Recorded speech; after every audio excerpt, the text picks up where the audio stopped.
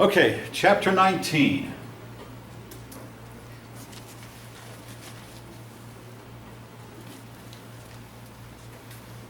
Ironically, Hitler once said that the reason Napoleon lost was he took on too much at once. And ironically, Hitler did the same thing. Hitler repeated some of the same mistakes Napoleon made by taking on more than he could handle. All right. Modernization, industrialization, nationalism. Start off with the Industrial Revolution.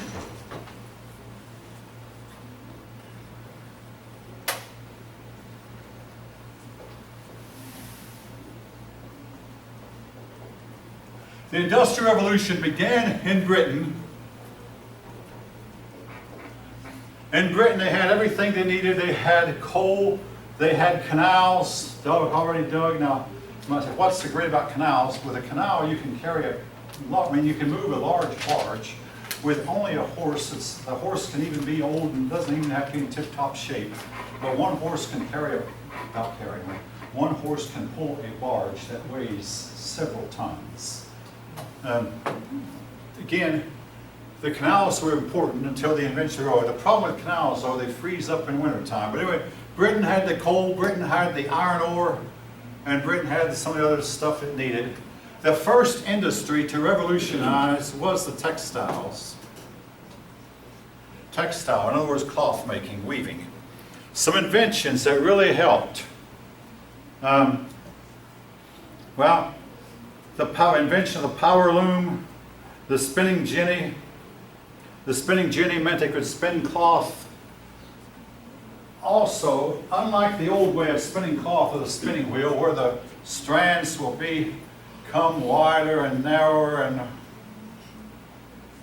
the spinning jenny could spin a strand that had uniform strength throughout, which meant better quality clothing and cheaper. Factories could put out the clothing much, much faster and therefore much cheaper than what it could be put out with before, with the old ways, which meant that people had to spend less money for clothes and they had more money then to spend on other things.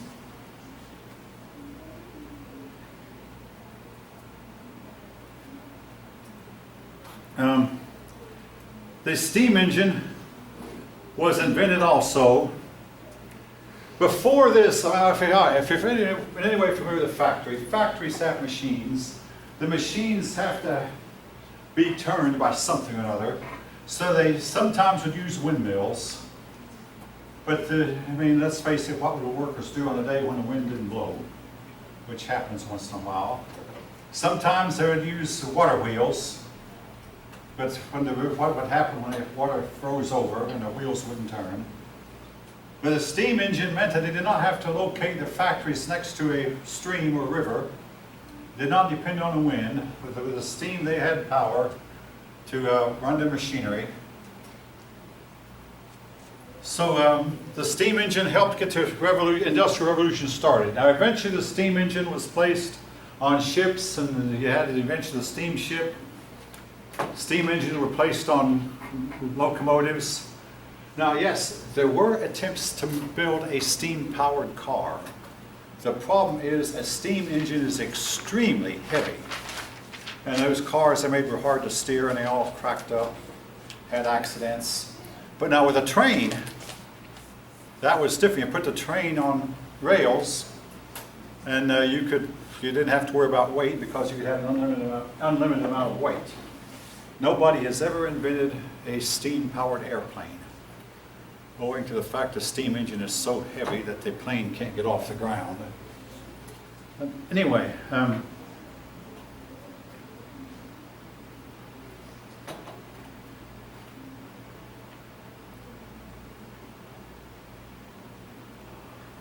now the steamship was developed first. Then came the locomotive. The man who's credited with inventing the steamship, I'm not going to write his name now, Robert Fulton. They called it Fulton's Folly. And as is the case what happens so much, when Robert Fulton tried to demonstrate it, the thing broke down, and everybody on the shoreline laughed, look at Fulton's Folly. But Fulton said, give me about an hour. Fulton got the bugs worked out of it, and got the thing going and got the big paddle wheel turning. Now this was before the invention of the propeller. Big paddle wheel turned and it got everybody quiet because the people who had made fun of it all of a sudden felt terribly embarrassed. Railroads began to link Great Britain's cities. Most of Great Britain's railroads that they still use today were constructed between 1840 and 1850. And in this country, most of the rail lines that we use today were constructed before 1880. Now, there are some exceptions. Railroad to this day, the train, is still the cheapest way to move a large volume of goods over land. And why is that? Because you can, well, if you ever stop at a train, you might notice a lot of what the train is carrying is truck beds.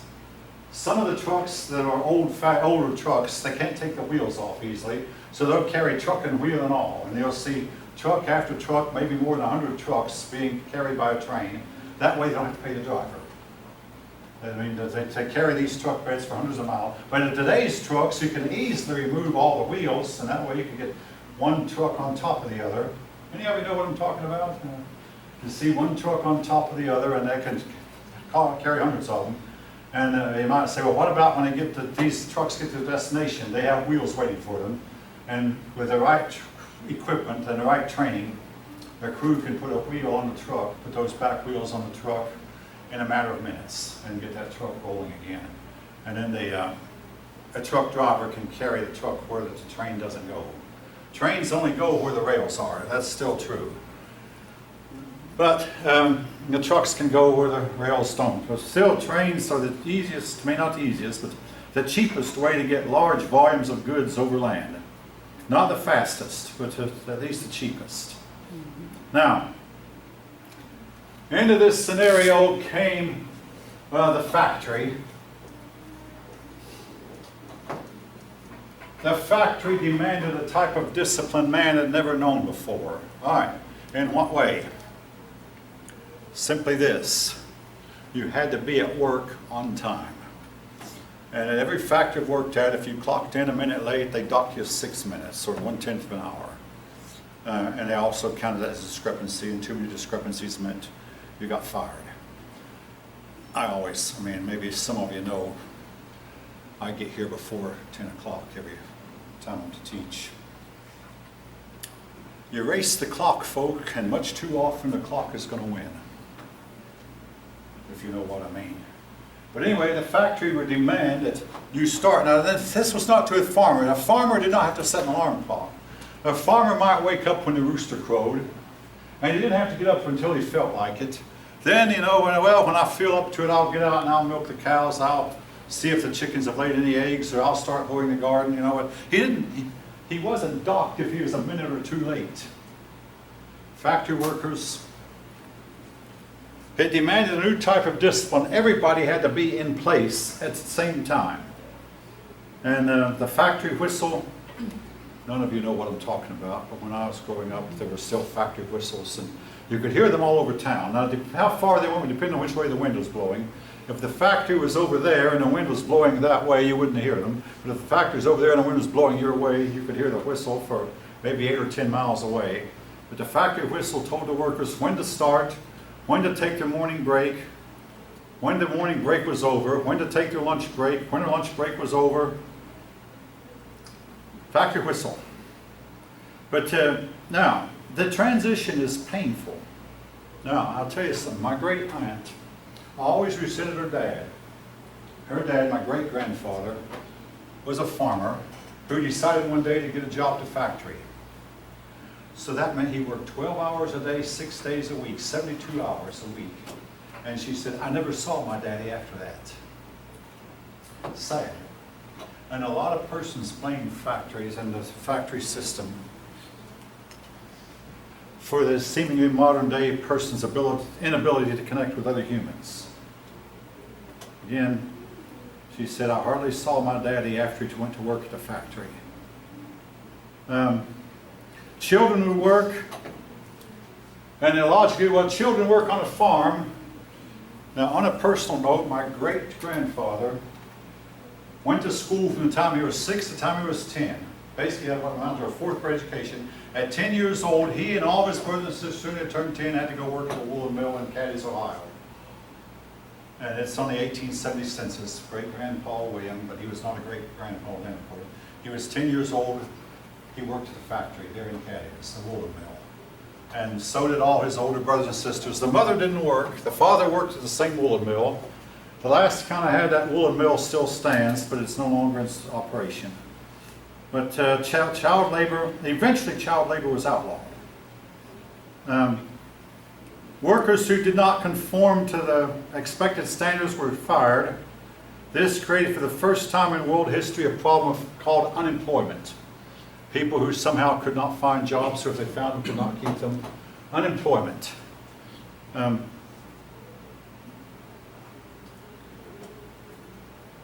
More and more workers left the farm and went to the factories. This was true in the industrial countries. After Great Britain started the revolution, the Industrial Revolution then spread to France, Germany, or what is today Germany, part of Germany out. So it hit some German states and not others, and eventually the United States.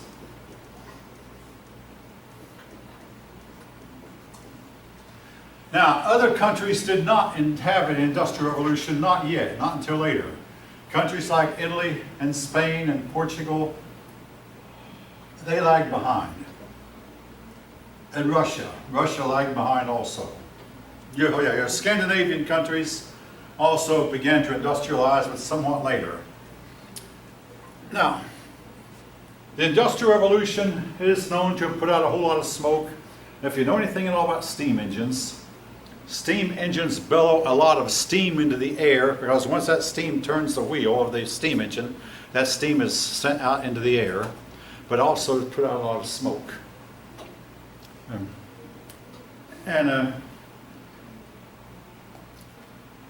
Again, when they began to work on melting iron, you know, iron, you have to get it really, really hot to melt it.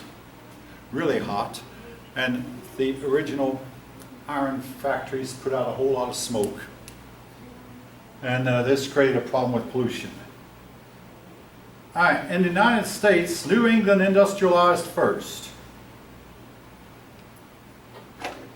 Then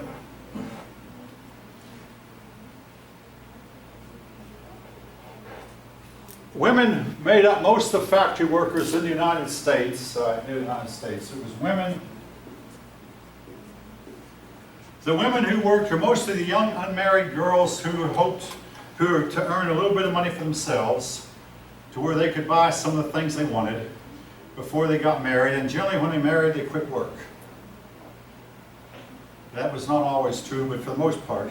But then, as women in America started having fewer babies, the United States began to employ foreigners to work the factories.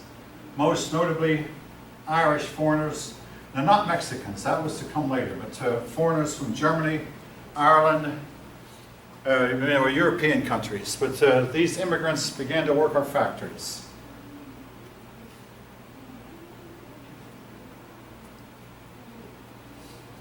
All right.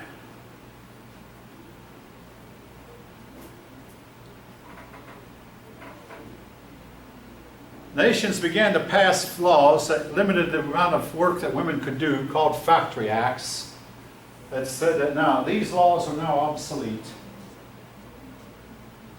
But they said that women were not allowed to lift more than so many pounds, were not allowed to work more than so many hours. In other words, they could work the men longer than women. Today, these laws are looked on as being sexist, and they've been stricken from the books. But at one time, the governments felt a need to protect women from what they called manual labor. In other words, work that only a man should do. All right, so much for the Industrial Revolution for now. We'll get back to it. Napoleon was defeated at Waterloo, and the rulers of Europe met together at Vienna, Austria, to decide how to remake Europe. And this is where we have the beginning of two sides, the liberals and the conservatives, who the liberals tended to sit on the left. That's why to this day liberalism gets to be left to. Conservative sat on the right. At the head of the conference was a man named Prince Metternich,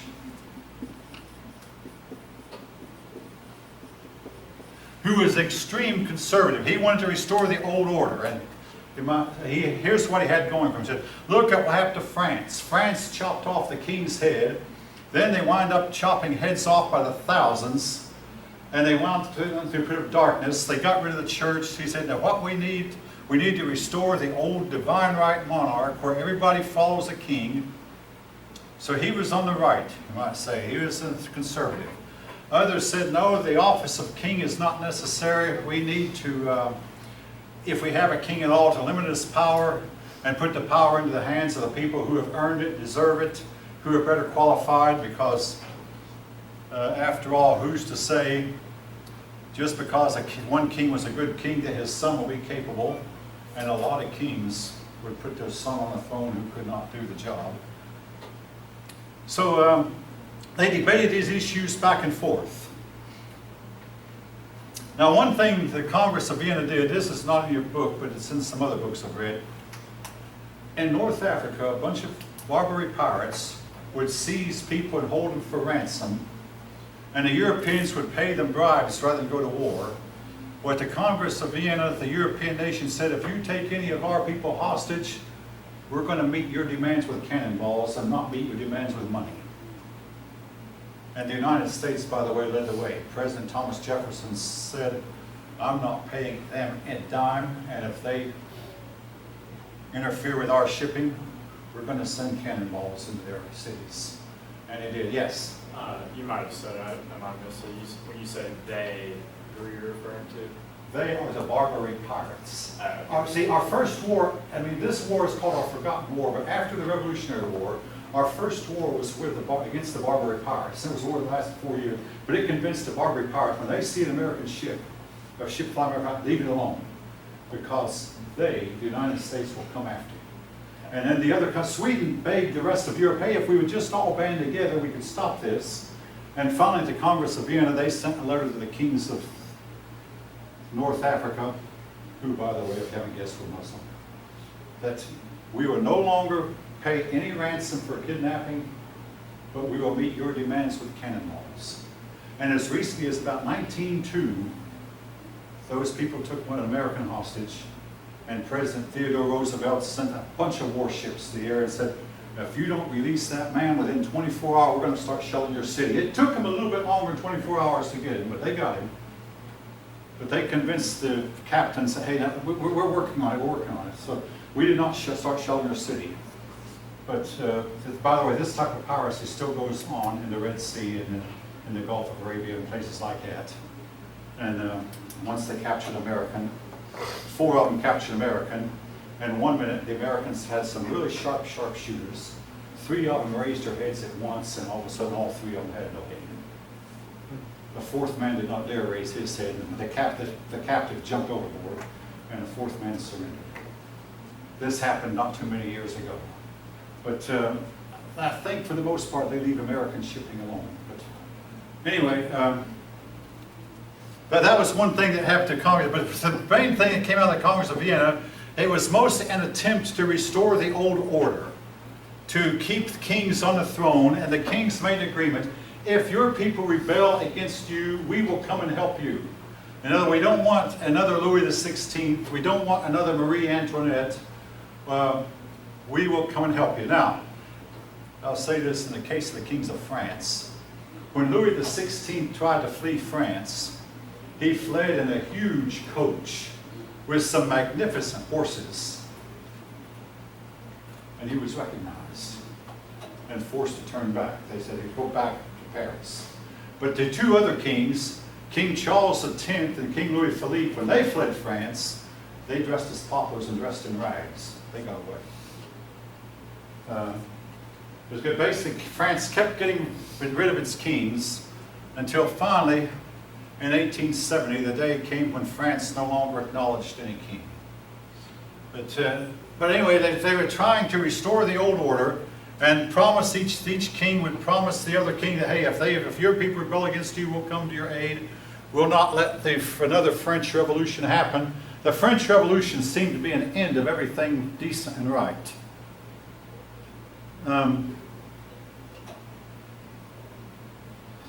Anyway, in Spain there was a revolution that occurred. The revolution was put down. Italy, the revolution occurred. The revolution was put down. But now revolution, the idea of revolution was not over with. Now, they also, at this council, there came adoption of laissez-faire.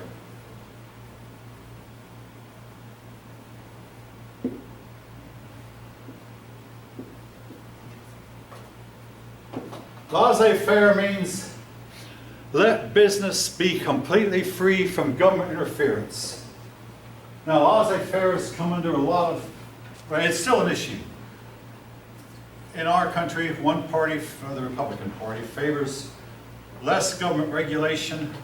Other people say, no, the government has to regulate because how do we know people aren't being cheated? The problem with laissez-faire is some unscrupulous drug maker can put out drugs that are nothing more than placebos, in other words, utterly worthless, and don't cure anything. And the laws have had to be passed, like the Pure Food and Drug Act that was passed in the early 1900s that was to make sure that that all labels tell you what the side effects of that are, or what can happen to you if you take this drug, or what this drug is for, etc., etc. And also, laissez-faire, well, it's been believed by most people that you have to have minimum wages. That you just can't let anybody who wants to hire somebody pay anything. You've got to make sure that everybody who hires anybody pays at least a certain minimum wage. So laissez-faire, though, said let the business run themselves and have no government interference at all. The truth is probably somewhere between the two extremes. All right.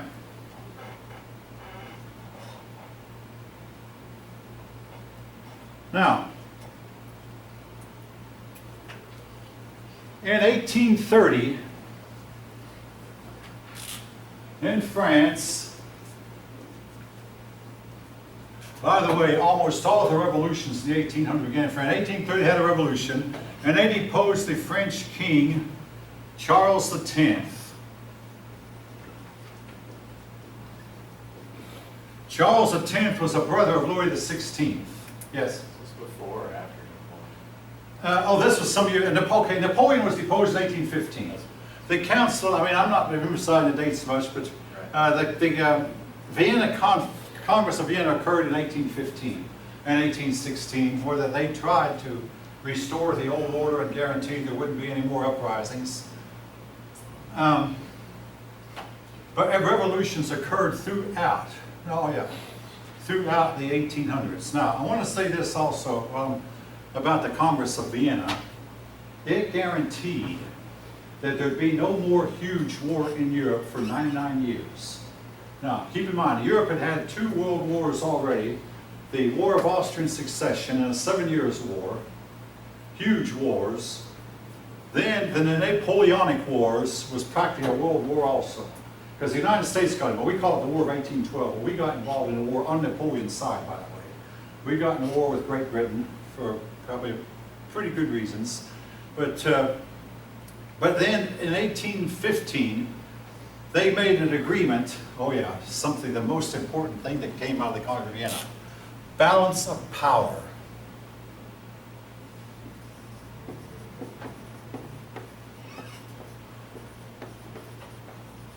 They believed, and for the next 99 years, Europeans believed that if both sides were evenly balanced, each side would be afraid to go to war. They said wars are caused when one side believes that it's stronger than the other, can just go in and take from the other. But if we can get a balance of power, and for 99 years, there was no, but what it did mean, though, is when the war did break out 99 years later in 1914, World War I I'm talking about, it meant the war was going to be terrible, brutal, and last a long time and kill tens of millions. But they believed that they could solve the problem of war if each side, so they spent their time, the diplomats, trying to make sure that there was a balance of power, that one side did not outdo the other one so much. All this. Now back to 1830. In 1830, there was a revolution in France. Charles X, who was a brother of Louis XVI, remembered how his brother had his head chopped off. But Charles X disguised himself as a pauper and went to England, and I think he died there. But he got away with it. Unlike his brother Louis XVI, who had tried to flee France in a magnificent coach with some really, really nice, fine horses, Charles X fled on foot, dressed in rags. And he got away. In 1832, there was another revolution also beginning in France. Now, a few years back, there was a movie made about the revolution of 1832 that I doubt probably many of you saw. But basically, it was the revolutions, these revolutions would start in France. The people who fought in them were poor people who believed that they could better themselves by overthrowing the nobility. And the nobility always won. Now, folk, I want to remind you, most revolutions throughout history have failed. But when they've quote unquote succeeded, all right, the prime example. A revolution that finally succeeded was in 1917 when the Tsarist Russia was overthrown and the communists took over. And under communism, 25 million people died of starvation because the government could not redistribute the wealth evenly. Central planners, they did not have the help of computers. And they died in time of plentiful harvest. Simply because the government, I mean, again, free enterprise would have meant that somebody would have realized, hey, these people here don't have bread, well, let's go sell them some bread. Under communism, basically, there were many, many revolutions in Europe. In Martin Luther's day, there was a peasants' revolt. I personally am glad they all failed. But when one finally succeeded, it brought about communism, socialism, and I really believe that all of us are going to eventually pay for it. But nevertheless, each of you can make up your mind for yourself. In 1832, there was another revolution beginning in France. I'm trying to think of the name of the film, but that depicted the one in 1832. The year of revolutions, though, was in 1848. I'm right down. It's called the Year of Revolutions. That is where the French got rid of their last divine right king, named Louis Philippe. Louis Philippe had enough sense to do like Charles X had done, and he fled on foot and then dressed in rags and pauper's clothes, and he was unrecognized.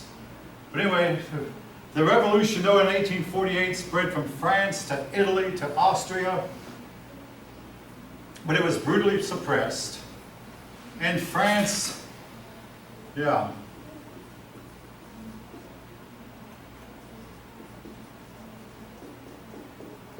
Napoleon's nephew took over, and he called himself Napoleon III.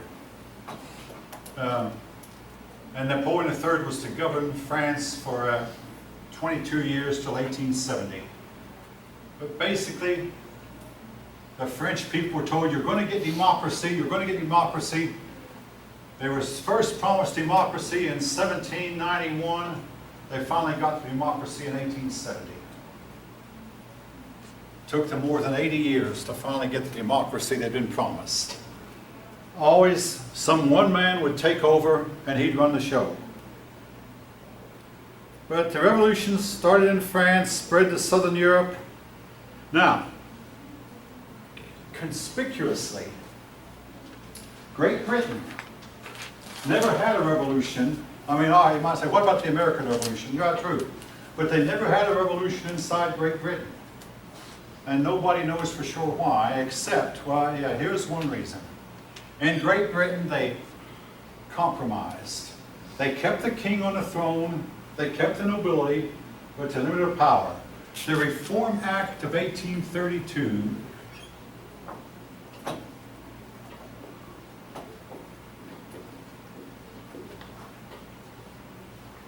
for all practical purposes said the king has no real power, the nobles have no real power, all the power lies to the House of Commons, the House of Lords are a bunch of figureheads. That has remained in force to this